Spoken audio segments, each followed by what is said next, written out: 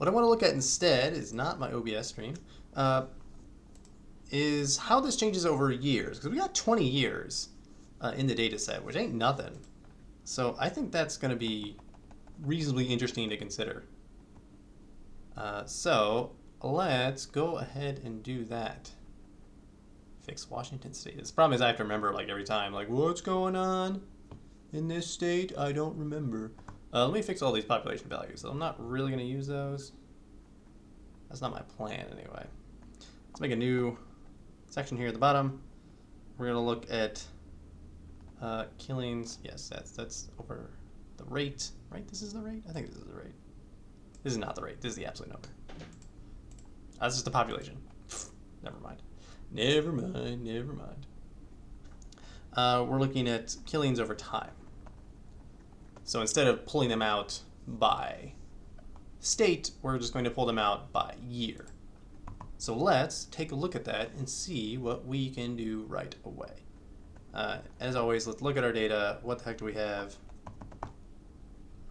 Columns. We should have a year in here somewhere. Date and description. This could get irritating. Date, year. Okay, there we go. So let's take a look at date, year. I don't know, like, why date and description and this? Let's see what we got. A bunch of things that are up to 2020. That's great. So 2020 will only have half of a year, approximately, in here. It being June and then having some of these already, so that we're going to have to adjust that accordingly. And I'm sure some weeks in a year are more prone to policing activity than others. So let us, I want to get the histogram, hang on, according to year. There's like a count method, I think. It's just like, I don't use pandas all the time. Count. No, really? That's all? Huh. Well, I counted this up by state somehow. How did I do it? I summed it over location of the state. Okay. That's exactly what I did then. Is there a count? Oh, core concat data.count? Yeah, there we go. Count non-NA cells for each column in a row. That's not really what I want. I wanted things that are specific values. Oh, bother. Right? Yeah. Remember persons that are not NA. Oh well, okay. So we will just have to do something like this then. We believe I start in the year 2000, the distant future, the year 2000. Let's go back to this. Take the minimum of that. Oh, great. Naturally. Take a look at our data. Yeah, pound ref. That's because it's pulled from Excel. It is, at times, hot garbage. How many pound refs are there? So we should just make sure to remove all those, or just we don't know in that case. Actually, we got histogram. Or no, not histogram. I just want to take actual. I want to from collections import counter, the capital C. We'll say C is a counter of this thing. So this will do all that nice binning for us, and you can get a quick look at their 7 ref 1 value. We're just going to ignore those and throw them out. But this alone actually gives us some quick information, which is kind of interesting. So, in year 2000, 851, as you go up through the years, this changes. It's probably going to ebb and flow at various points. This year is stored as a string, which is not 100% accurate. And again, 2020, only half year. Obviously, yes, okay, 851, it's like half as much as last year. The population of the U.S. was not half as much at that time. So as a rate, that is definitely going to be an increase. And we're going to need to pull some information for that. We might be able to just aggregate our state level information to get those statistics. Okay, So that is going to be interesting. States, oh boy. I don't want that. I want a listing of all my years. So years is going to equal, this is going to be years as strings, because reasons. No, years int, we'll say. NumPy.arange, go from 2000 to 2021, of course. dtype equals numpy dot, I don't know, UN16, that's fine. And years int, doink, perfect. And then years string, well, that's just going to be list map string years int. Or you could use list comprehension. In this case, this is actually easier to type. Ding, and then you get a nice string of all those things. Okay, now then, years string. They're no longer looking at state des, we're looking at yearly des. Y, and this will be year string again over here. We don't want that, we want date year in this situation. Date year. Believe that's right. Date, data, date year. There we go, perfect. Not SD, YD equals Y. And we'll just take the sum over all those things. Should be good. Double check that. Perfect. Grab that. Okay. Now we have this thing. This is over years. We can. Where's my matplotlib? Did I already get that? I think I did. Do a quick plot. And yes, you know, it looked great until, oh, this year suddenly, no, this year is terrible. We should adjust this year based on the last date that we have in our data. Not date year. There's some other. In fact, I can just look at the actual data itself. 6-1. Looks like the last one. So we can say we have only 5/12 of the year is what we actually have. So what I will say is that YD of the last one, which is 2020, times equals 12 divided by 5. So this will adjust correct partial 2020. It's not perfect, but it is something. Then it looks way higher, so it may in fact be that the first half of the year is generally more contentious than the latter half. So we may want to like put an asterisk next to that year. That may not be exactly what you're looking for. But this is the core of what you're looking at here, right? Just per year. Like, it's a pretty clear linear trend, but of course, this is going from 800 something up to 2000 something. So this is a deceptive left-hand side here. Don't worry about the x-axis because I'm just going in index. But we want to look at this, comparing it to like the population over time, because that has changed even in 20 years. So that's something we ought to look at. So I have this states array here. And I have, that's just average pop, but it's not over time, is it? I have some over time things I could do here. I think what I want to do is just get some new data then. Population of the United States over time. By year? Yeah, okay. The demographic history of the United States. That might be useful. 1900 to 2019 data, perfect. Doing the census this year. Okay, so it actually has, it's increased to, I don't know, almost 10%. Like 7% over that time. I want, oh, that's 2010. 25 years? Yeah, give me that. Yeah, so over 10% even. Cool, cool, cool. Export. What? View, download, compare, features. I'm not paying you for this, pal. That's things that aren't going to happen. API, embed. What is this? What are you trying to pull? Can I just literally copy and paste? No, it's like an image. You do the smart thing. No, I'm not paying you for... Immigration, population, here we go. That's only every 10 years.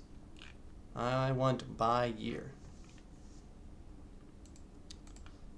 Not over time. Let's change this to by year.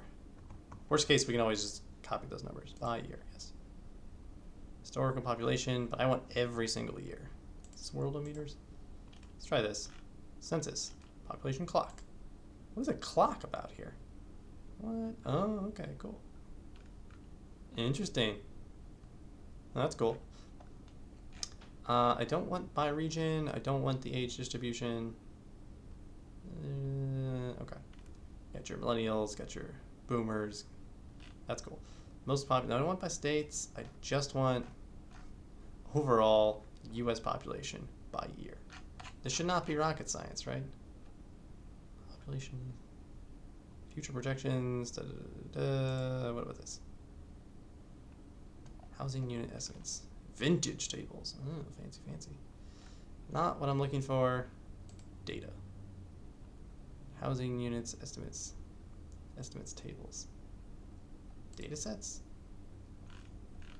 No, I just want. Oh boy. This is not that complicated, right? Yet I don't need yearly growth rate. I just want by year. What is the pot? This is close. We go back 5 years, and then we lose it. Okay, so it actually, the population has increased more than 10% in this time. And I would not be surprised to find out that police activity and police killings are actually that's like an n squared thing as opposed to an n. This is terrible. This is absolutely horrendous. This is not rocket science. Okay. This is perfect. Yeesh. Should not have been this complicated. Because there's some stock-based website for something S&P 500. Don't care. June 1st, 2020. We'll use that. That's totally fine. We are just going to grab this data here. I don't need to go back that far. Only back 2000. July 1. Yeah, it's not ideal, but it is what it is. That is fine. Let us come back to our terminal. Make a new us.csv. It's fine. And we will just paste right in there. Perfect. And I'm just going to clean this up like that. Like that. And I'll come here. Replace those with that. Perfect. There's just one last thing I want to do. I would love this to be in the other order. There's a way to do this. Vim reverse order of lines. I just don't remember what it is. This command will reverse all lines in the current buffer. Okay, wait. Take everything. Take an action on any lines that a regular expression matches. Yeah. Start of a line, end the regular expression, move, and move it to 0. So you'll take each line and start moving it to position 0. Okay, so you take the first one, move it to 0, take the second one, move it to 0, which comes before the first one. Now it's the new first one. Okay. That is helpful. Actually, I should just do everything. I would like to match a new line, move that to position 0. Bam, look at that. I love the future. Okay, got our sweet little data set here, millions of people. I did not know there was 280 million people. I'll be honest, I thought that there have been like 300 to 330 million people in the US for a long time. But apparently we only crossed 3 million back in 2007. What do you know? And we're up to almost 330. So these are the numbers we're going to use. That's great.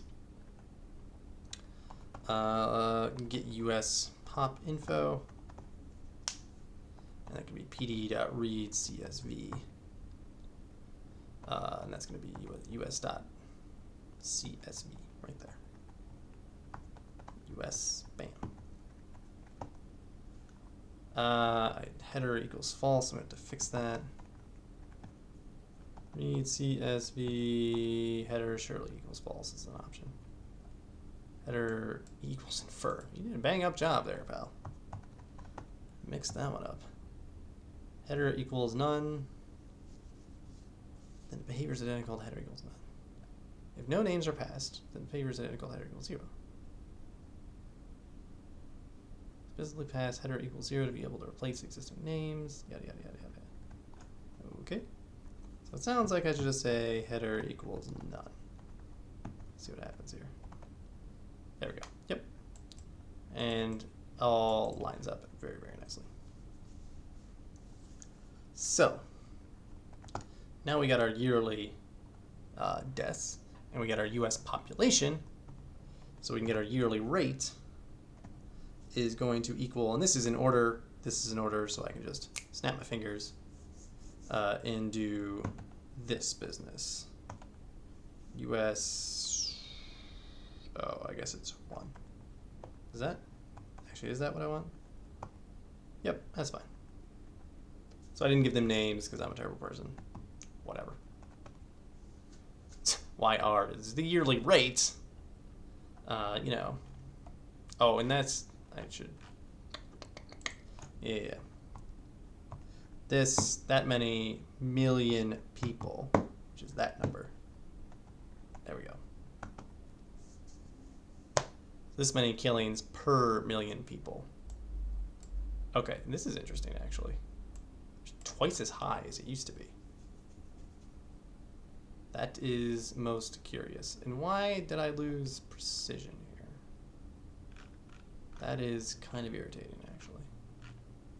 It's a float 64, pal. Oh, this turned into, I want this to be an actual array. There we go. Now I have my stuff. This is killings per American. You can sort of view this as the probability in any given year that the police will kill you in that year.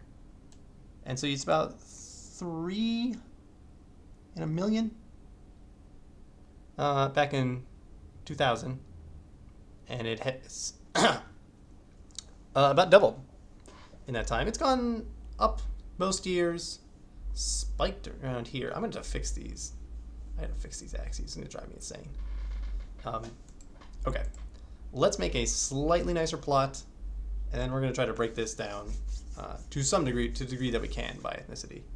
That will require us to get populations of various ethnicities by year, but we can attempt that and see what we can get, and also the killings broken out the same way. That's something.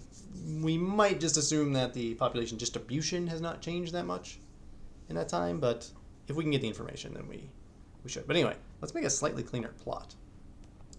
Do plot.plot. What I want my x's to be, there's going to be years int. What I want my y's to be, the yearly rate.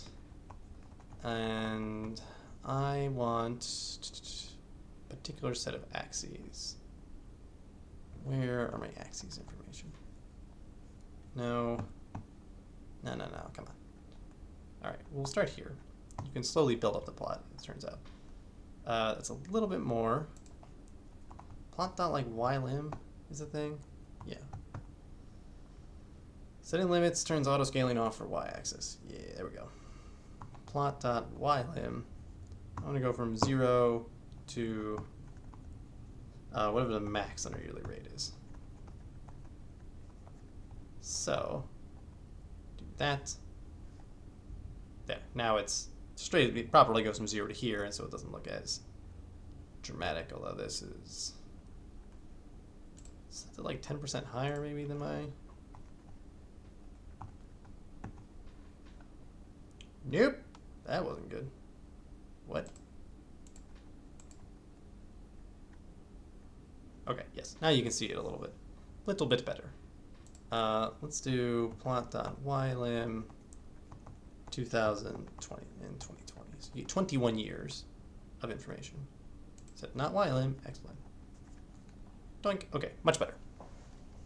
Now you can see a little bit more information. Yes, these look like floats, which is a complete lie. I don't care. That's not a big deal.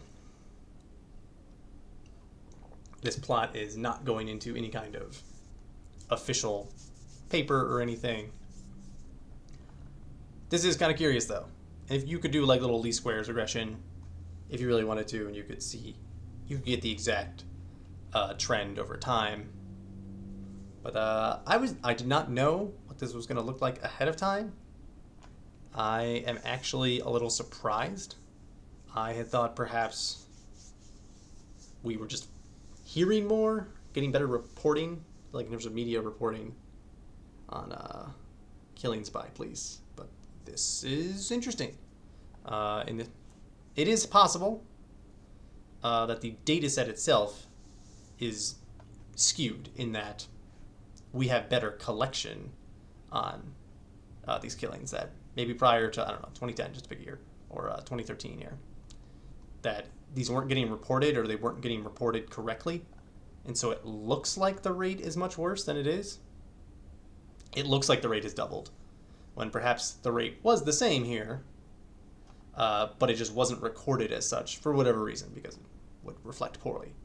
So if you believe that, we don't have evidence for or against that right now. We would need to find evidence of those missing killings, so to speak.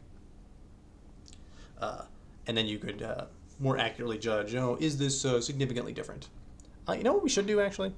We should build that little we should build a little least regression line, just so we can say, yes, I think that this is a linear model. The year does seem to have an impact on things. It was very high in 2013. Things like that. Let's do that, actually.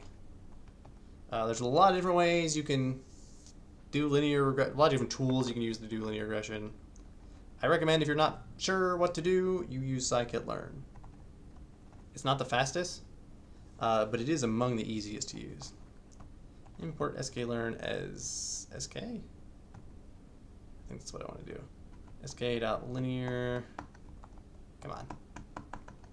Oh, does sk... There we go. Oh, of course. It doesn't come up with anything. Boy. Things I don't use every day, Scikit-learn, just linear regression. Just do something so simple. That linear model, that's what it is. But of course, it doesn't actually exist. Of course, it drives me nuts. Okay. That's going to be useless.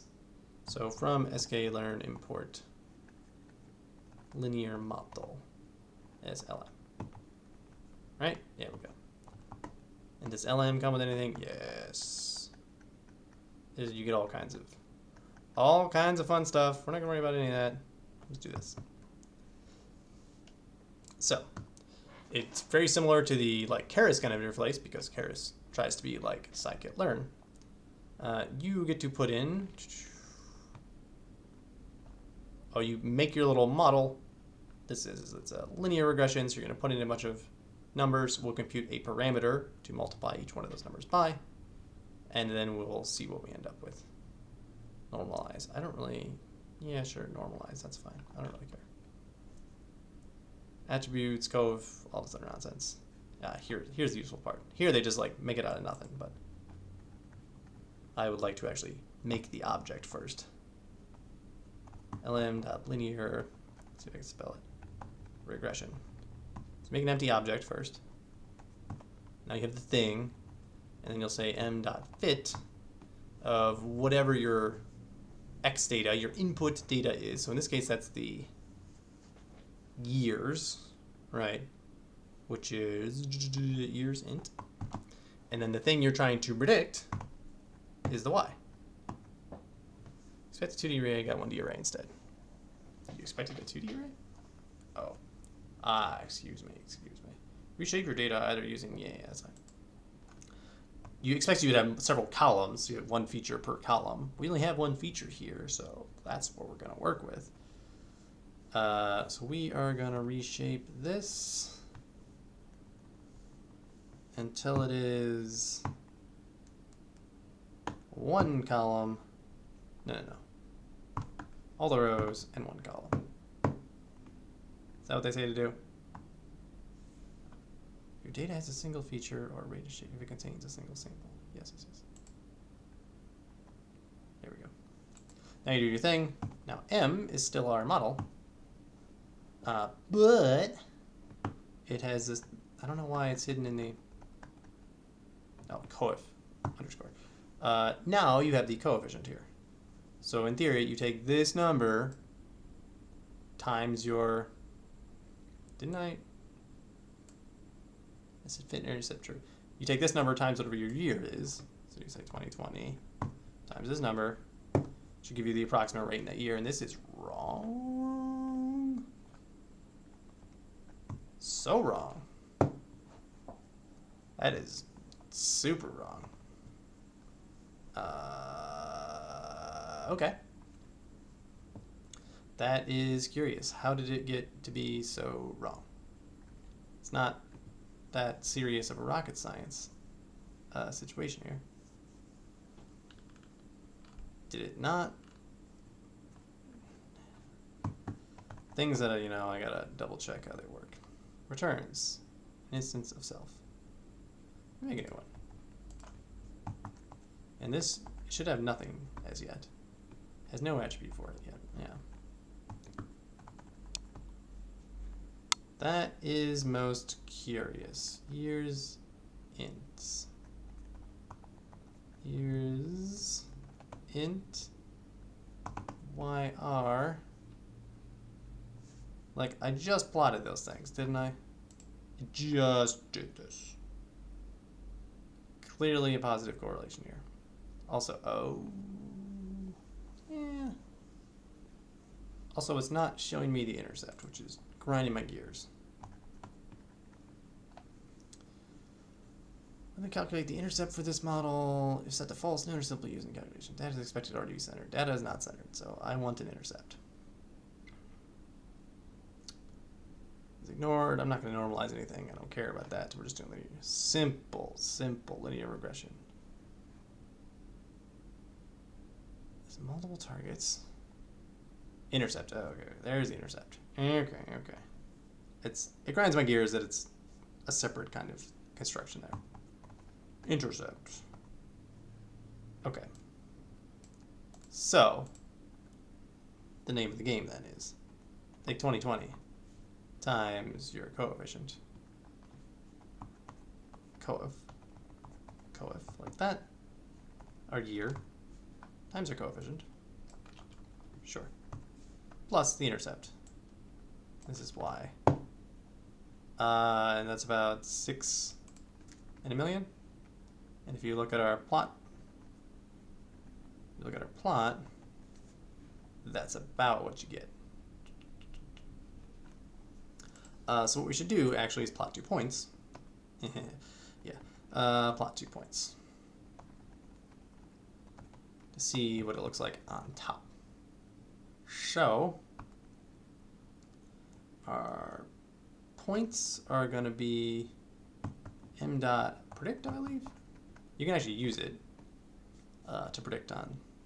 In fact, we'll just do it on all of them. It's not going to matter, but m dot predict. Put in our inputs. We'll just put it on the year's end. It's going to form a line either way. We're guaranteed to have that. And then we can still do this again. Because I don't want to say points. I want to say like yearly rate predicted. Right. What is your problem here? Son of a gun. It's killing me here. All this reshaping, that's what I get. -1, -1. There we go. Of course, I want to do this, come back over here, do this. And now you see like, oh, it looks like a really good match. I mean, it looks like a good match. But if you really want to evaluate it, you should look at the statistical significance of these coefficients. I'm trying to think if scikit-learn makes that easy to do or not. A lot of tools, if you're a big R user, like you will always get the standard errors associated with each coefficient. And then you'll be able to see like, okay, is this really significantly different from 0? So there'd be one for the intercept and there'd be one for the actual line, the slope itself here. So that was the point here. So I'm actually curious. sklearn. Oh boy. Like parameter significance, standard error. Standard error, coefficient. Let's see if we can get that. How to compute standard errors, logistic regression. Yada yada yada yada yada yada yada. Compute this manually, it's linear algebra. Well, yes. Yes, of course you can get all this with the linear algebra. And once you have those, you can compute the standard errors yourself. Stats models. That's a nice... Do I have that? I don't think I have that. Essentially what you do, you compute the errors, just to go over this. I've looked at this before. All right, I guess I've done this a whole lot and published several statistical papers, so I ought to know how to do it. You compute your little error terms. You predict over all your data. You compute your error terms. So what were my actual values minus what I had, my estimated values? You have to square that, residual sum of squares. They do that here by taking the transpose times itself with this little walrus, or not walrus operator, this matrix multiply. Here, it's an easy way to do that. Sigma squared at divided by n minus p. N is the number of observations you have. P is the number of parameters you're trying to estimate. Note that they add 1 here for the intercept term. So as you try to estimate more and more parameters, that'll drive this denominator lower, so it'll tend to increase your sigma here. Then you take that, then you do some linear algebra. You take these errors. Where is that term? Those get multiplied by an inverse of this nonsense. It looks like the parameters themselves. The intercept squared? X with intercept. What is X with intercept? NumPy.shape. Oh, you append 1, the column 1 to whatever you're fiddling with. And you square all those numbers, it looks like, and take the inverse of zeta matrix. And then that gives you, for each number you're estimating, the square root of that gives you the standard error. And so here he's got these 4 standard errors. These are all hot garbage standard errors. So not particularly, or excuse me, that's the standard error. Coefficient divided by standard error gives you your t-stat value. You can look up this value then on a table to see, like, what is the probability that this is significantly different from 0. And so here, these are all hot garbage probabilities. But it gives you your plus and minus, your range as well. So I'm just going to use stats model. I like stats model. Let's see. Maybe I don't want scikit-learn. Maybe I just want Python linear regression t-stat. T-statistic. Yeah, sure. Yes. We just went through this. Looks like people use stats model. That's what people like to do. Okay, well, that's super cool. I never knew about stats model. Import stats model as SM. I do not have it. Can I get it? Stats models. Oh, what? I almost have it. Can I import name factorial? All right. Hang on. Sudo pip install factorial. There we go. See if that goes. I should just install stats model, of course, directly.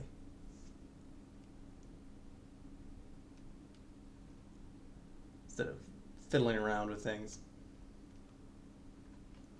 Come on. Or we can just do linear algebra. That's always option 2. Do some lineage? Because you can also do this computation directly. Oh, no, there it goes. Okay, it's about to be done. Blah, blah, blah, blah. I still can't do this? Oh, come on. Rebooting here. Interesting. Given that you just claimed to have installed it. Let me... Stats models. Now we break down into the other component here. I'm surprised this isn't part of scikit-learn built in. Doesn't calculate this information. I guess it's the... Oh, you can use scikit-learn feature selection.f regression? What? Univariate linear regression tests. Linear model testing for individual effects of many regressors. Oh. That's actually kind of handy. It is converted to an F-score and then a p-val. I love p-vals. P-vals are the best. That's actually interesting. All right, can I do it now? Okay, that's interesting. I want to know what's going wrong here. Stats models. Python. Cannot import name factorial. Cannot import name. Yes. Other people had this problem too. Big surprise. I want to put this part in quotes though. It's like, what has gone wrong? And it's quite possible it's a problem with my SciPy. Like SciPy.misc. Like, what are the things that I have with this? Face. I don't have factorial, it turns out. It's like, is that just... Oh, hang on. Is it part of NumPy? No. Is it part of math? This is strange. I'm sure it's just a way to estimate the factorial of a value. Okay, let's take a look, see what the problem is. Can it import this? I'm sure it's not a problem in their own code. Pip install shouldn't install incompatible types. So if you install SciPy, you get incompatible types. Remove SciPy equals requirements. Downgrade your SciPy. Or install. Oh, that's horrendous.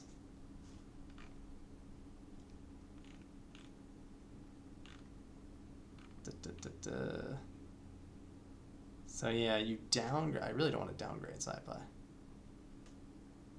Is there a fix? Okay, that might do it.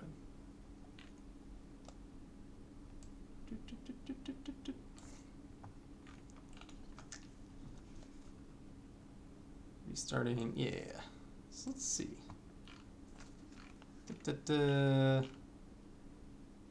Just use relational seats. Just do this. I'll try that, pal. I will try that. Let's upgrade our stats models. Then. And so help me if you touch my other things, though. I just want to upgrade this one library. Just stats models. Let's see how many things I can break. And go from, you know, doing data to doing Python package and management. That's what I get for not using virtual environments for everything. I do think this is relevant, though. Because if you don't have this kind of... If you're not computing these statistics, you're just guessing. I mean, you're looking at interesting things, but... Yes, okay, so I had 0.9. Who knows when I installed that. Import stats models.api as sn. Close that. Stats models.api as sn. Yes, that's what people don't do. All right, much better. So, let's just leave that down here. Stats models.api as sm. Okay. And is there a way to do this? Like, he just fits his own custom thing. I would love to be able to do this if I just have the model, but oh well. Oh well, so we essentially have to rebuild the model. Instead of using scikit-learn, we're going to use this statsmodels.ols. And how does that work? The y's and then the x's. Ho ho, fancy fancy. So the yearly rate, the thing we're trying to predict, and what things we put into it. I want to see if I can put in a single.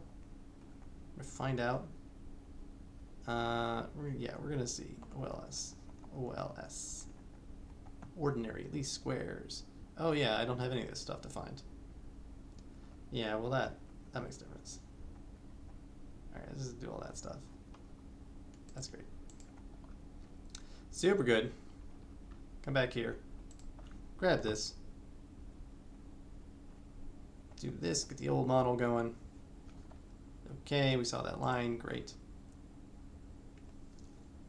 OLS. Okay. OLS, if I could spell. How does one use OLS? Oh, you have to call fit. Oh, excuse me. Of course. I guess if you wanted to do other stuff. Regression results wrapper, great. These are your standard errors. These are covariance estimates. What's going on here? OLS dot summary. That's the thing I want. OLS dot res, or just OLS? Yes, OLS res summary. I'm not gonna use these in some follow-on construction. Nope. Since the variables is correctly specified, yeah, that might not be true. Okay. So note, there's some differences here. The t-stat is the main thing. But here, we only have one number we're computing. Degrees of freedom model, 1. Degrees of freedom residual, 20, which is 21 minus 1. Because I didn't tell it to do an intercept, which I don't even know if that's... Like, maybe you can just do that in here? Why do I keep typing S? Number of endogenous variables... Exogenous variables. Intercept is not included by default and should be added by the user. Okay, that's fine. You know what? That is totally chill. Because I'm just going to make that right here. w.concatenate. It's going to be years int and numpy.1's length of years int. Okay, numpy.concat. I have to remember exactly how this works. Join a sequence arrays along an existing axis. That's not what I want. I want to stack. Join them along a new axis. Join a sequence arrays along a new axis. Axis equals 1 in this case. Right, so the difference between concatenate, which says like, oh, I've got a bunch of things, I got a bunch more things, put this in the same column. Stack says make a new column or axis along which to put these things. And now I'll put them along that axis. So now I have an n by 2 thing, where here are my years, here's my constant column, my ones. Dink, dink. And now we'll do some simple ordinary least squares. And now, you can see we have 2 things. Good news! We get the same numbers that we got before. Very good news. And we can look at the t-stat here. Whether it's positive or negative is not the most relevant thing. You're probably most interested in what is the probability here. And so is this sort of, you can envision this, what is the probability that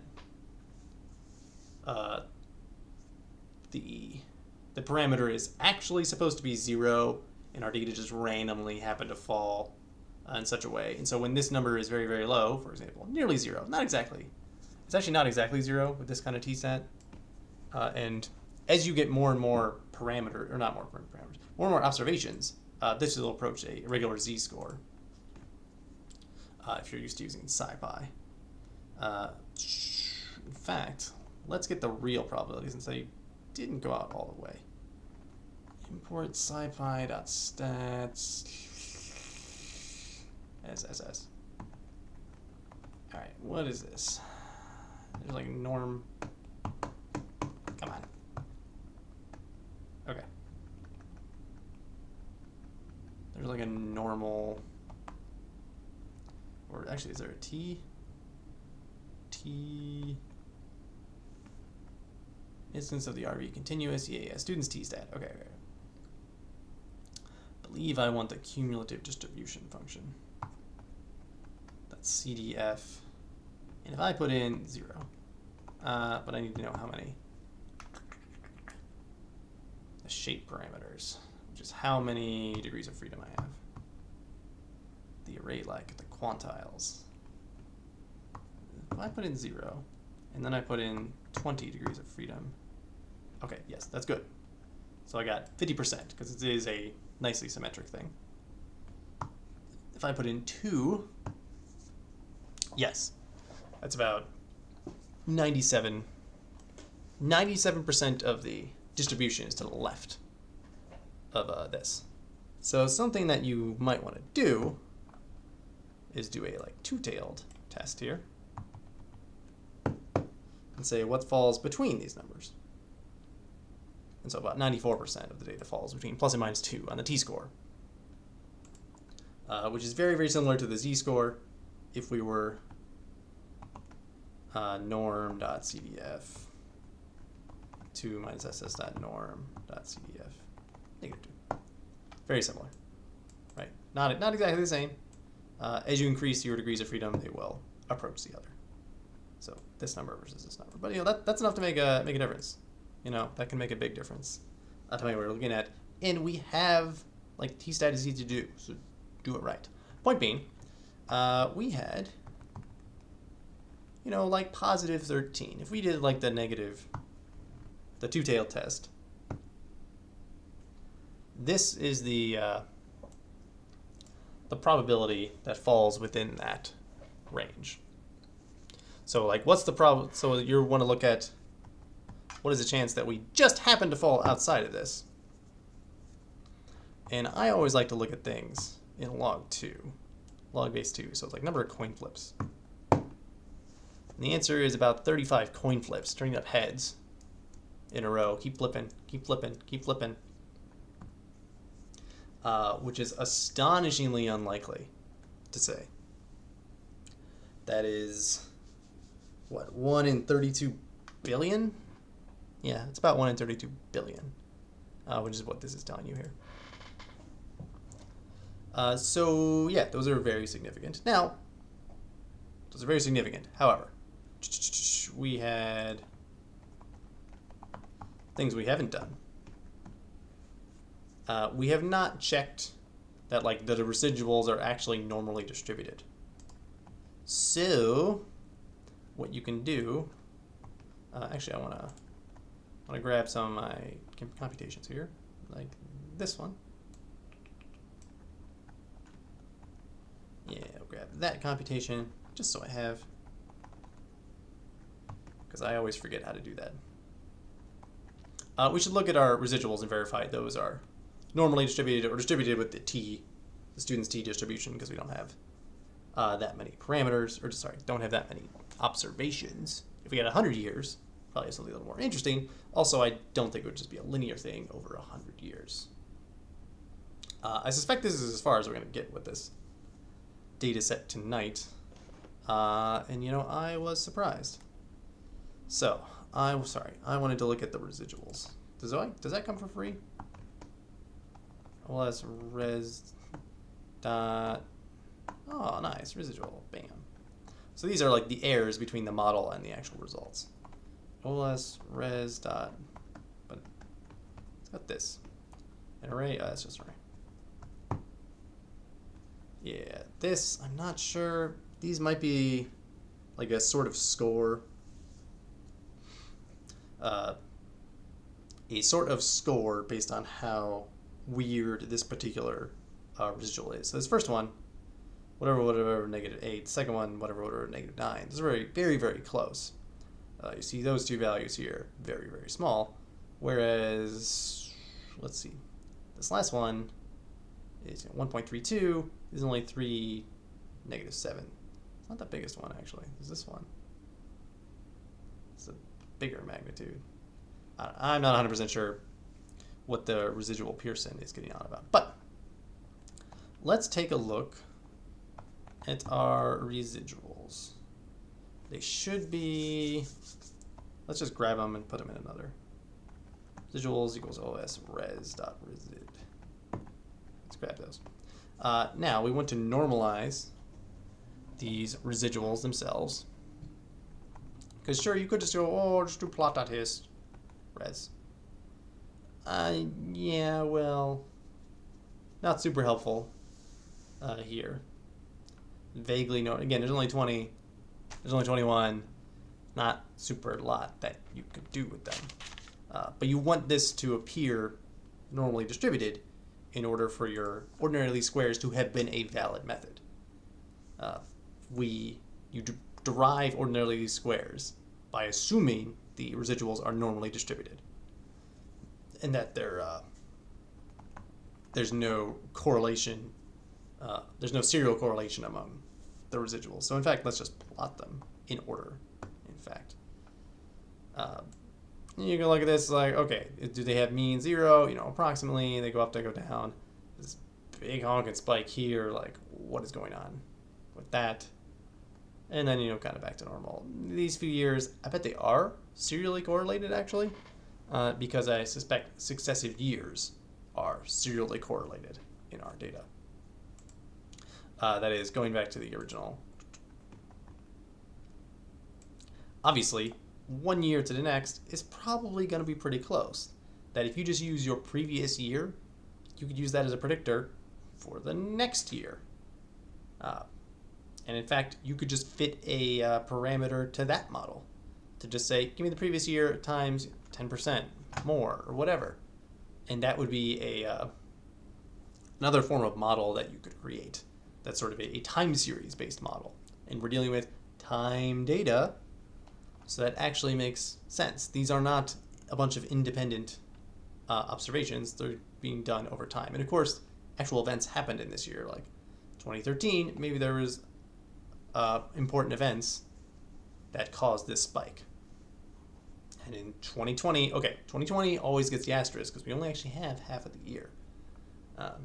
Whereas, you know, in 2019, it actually went down from the previous year. 2018, 2017, pretty bad. 2016, things were looking good. Better in 2016 relative to, you know, previous several years that have been almost 4 years of decline, or 3 years of decline. You know, for 2013, 2014, 15, 16, things were going good. Well, they were improving, I should say, but big spikes up here at the end. Okay, I like that we looked at the model. We did the OLS thing. We glanced at those residuals. We did not do a formal like QQ plot. That is another way to try to... I don't like QQ plots because you don't get a number out of them. But let's see if there's an easy way to do that. Stats, oh, it comes in stats models? Oh, that's super cool. Plot of the quantiles of X versus quantiles of the PPF of the distribution. So it defaults to norm with all this other nonsense. Da, da, da, da, da. Oh, that's cool. I did not, and this will like make it? What? Hang on. Back the fun bus up, pal. Import stats models. Can I just do this? Stats models dot graphics. Oh snap. Dot GOF plots. QQ plot. Wow, that's nice. Versus the quantiles of PVF of a distribution. You can take arguments specifying the parameters for dist or fit them automatically. See fit under parameters. Wow. Well, that's pretty cool. So let's dump our residuals in there. And I believe what you're really looking for is a like a nice line that goes across. And we've mucked up some things clearly as well. It's been a while since I've had to use a QQ plot. I don't actually deal with normal data all that terribly often. There's always something terrible going on with my data. But essentially you're trying to predict what are the expected quantiles, like the little histogram bins that we're looking at, if it's normalized, and what do you actually see And so you want to see like a nice one-to-one line here. We don't see that, of course, because like it's not scaled exactly the same. I'm not too worried about that. That's not actually a big deal. The way this is plotted, like it's actually rather convenient. You can try to see that. Most of these, zero's at 0, so that's good. And from negative 1.5 to positive 1.5, you do get about 4 to 4. So this is not terrible. That 2020 is a bit of an outlier, so I think that is not ruining things, that is affecting things significantly. Huh. Okay. Well, that is interesting. So this suggests that perhaps the residuals are normally distributed, and we should not freak out. Interesting. That is interesting. There's also, it's like a Shapiro-Welk normality test. Shapiro-Welk test for normality. Test the null hypothesis that data was drawn from a normal distribution. P-value. Chance of rejecting null is true. Does it need to be? Right. And what are you returning here? The test statistic into the p-value of the test statistic. Okay. So, chance of rejecting a null hypothesis. So what is the probability that this came from a normal distribution? Yeah, so this is not actually super exciting here. So the test statistic is this, which whatever it means is whatever it means. It's like, yeah, there's a 30% probability that this came from a normal distribution. Mainly you want to see, is this number really, really small? And that at random, this is almost certainly not going to have come from a normal distribution. This is not that small. This Shapiro-Wilk test is not perfect, but this combined with the QQ plot that we looked at earlier is pretty reasonable evidence that there is a strong sense of normality. But that serial correlation, though, that time series model would be a good thing to look at if you wanted to more clearly indicate this. In this situation, however, like the t-stat is so huge, the plot is pretty clear.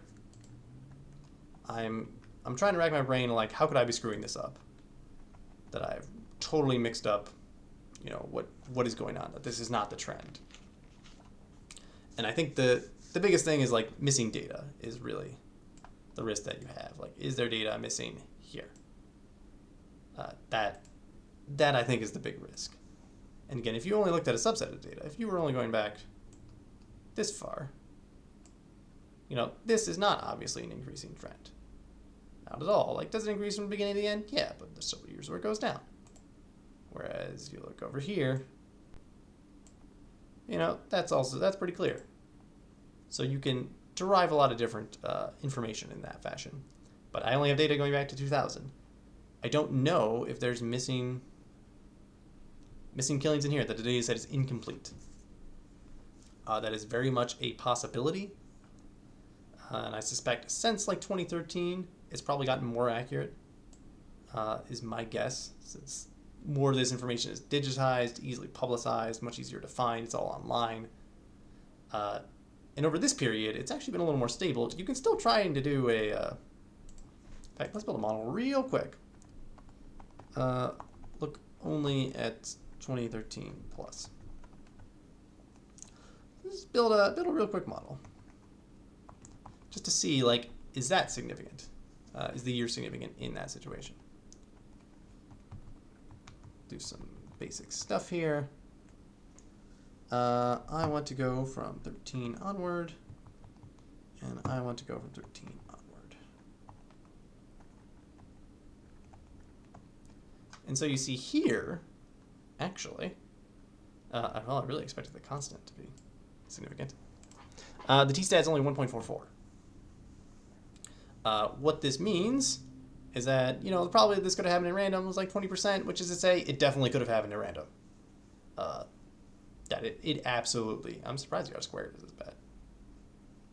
That surprises me a little bit. Oh, I guess, 2020 is throwing things off quite a bit. And similarly with this constant, not appreciably different from 0. It could just be 0. Yes, the killing rate could just be 0 in these years. I think really what it's saying is that, well, if you only had a constant and you had no other thing, actually, let's do that. All the rows, comma, only that.